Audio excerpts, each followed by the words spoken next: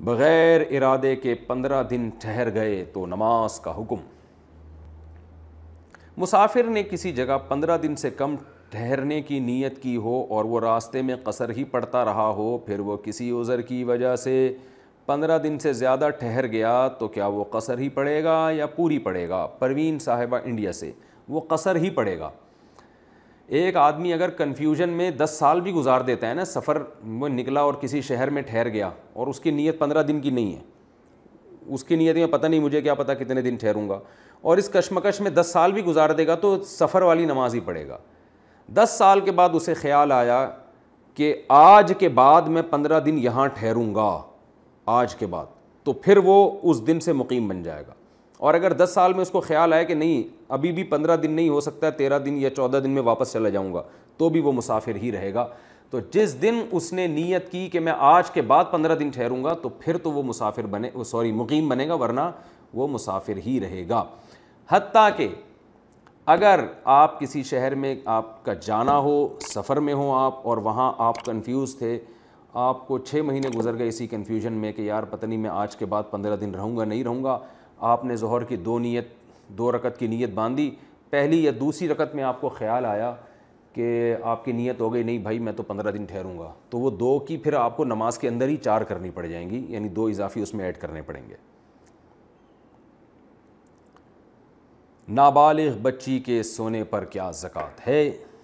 راشدہ صاحبہ انڈیا سے، بچی کی پیدائش پر اسے جو زیور ملے ہیں کیا اس میں زکوٰۃ ہے یا نہیں؟ اگر بچی اس زیور کی مالک ہے تو نابالغ بچی کے مال پہ زکوٰۃ نہیں ہوتی، کیونکہ اللہ نے زکوٰۃ ادا کرنے کا ہمیں حکم دیا ہے، تو اسی کو حکم دیا ہے جو اعمال کا مکلف ہے۔ بچہ اعمال کا، چھوٹا بچہ جو ہے نابالغ، وہ شریعت کے اعمال کا مکلف نہیں ہوتا، لہذا اس پہ زکوٰۃ واجب نہیں ہے۔ توبہ پر قائم کیسے رہیں؟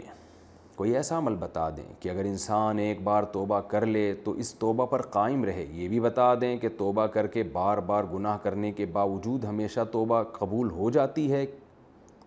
بنت عبداللہ، دیکھیں ایک بار اگر آپ نے توبہ کی اور دوبارہ وہ گناہ ہو گیا تو دوبارہ توبہ کریں۔ کپڑا اگر بار بار میلا ہوتا ہے تو یہ تو نہیں ہوتا کہ اب اس کو دھونا چھوڑ دے انسان، بار بار میلا ہوگا تو بار بار دھلے گا۔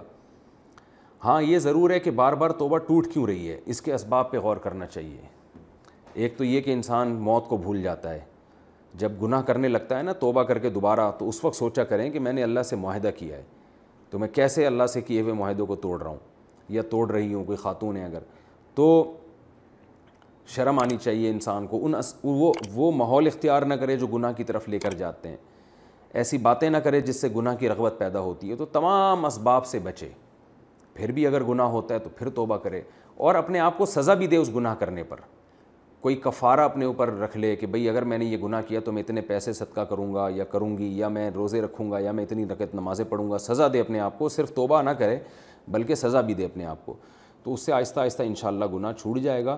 اور اصل تو یہ ہے کہ کسی اللہ والے سے اصلاحی تعلق قائم کرے، اس کو اپنے حالات بتائے، اس سے ہدایات لے، اہل اللہ سے کی صحبت اختیار کیے بغیر گناہ سے بچنا جو ہے یہ اس زمانے میں بڑا مشکل کام ہوتا ہے۔ تو کسی اللہ والے کی صحبت اختیار کرے اور سر دست تبلیغ میں وقت لگائے تو یہ بھی بہت مفید چیز ہے۔ اور اصل تو یہ کہ کسی شیخ کامل سے اصلاحی تعلق قائم کرے جو اس کی اصلاح کرے، اور یہ میسر نہ ہو تو جو میں نے طریقہ بتایا کہ اپنے آپ کو سزا دیں۔ باقی جتنی دفعہ بھی گناہ کر کے توبہ کرے گا توبہ تو قبول ہوگی، لیکن بار بار توبہ توڑنے سے نقصان یہ ہوتا ہے کہ بعض دفعہ توبہ کی توفیق سلب ہو جاتی ہے اللہ کی طرف سے، دل اتنا سیاہ ہو جاتا ہے کہ توبہ ہی کی توفیق چھوٹ جاتی ہے۔ اور بعض دفعہ توبہ کر رہا ہوتا ہے لیکن وہ فارمیلٹی پوری کر رہا ہوتا ہے، اس کے دل میں یہ نیت ہوتی ہے کہ میں دوبارہ یہ گناہ کروں گا، تو اس نیت سے توبہ کرنا کہ میں دوبارہ گناہ کروں گا، یہ حقیقت میں توبہ ہے ہی نہیں۔ تو اس لیے اللہ سے ڈرنا چاہیے۔ توبہ کا دروازہ تو موت تک کھلا ہوا ہے، لیکن گناہ کی امید پہ توبہ کرنا ایسے ہے جیسے کوئی اپنے آپ کو زخمی کرے اس امید پر کہ میں علاج کرا لوں گا۔ تو زخمی ہو کے علاج تو کرایا جاتا ہے، علاج کی نیت سے اپنے آپ کو بیمار نہیں کیا جاتا۔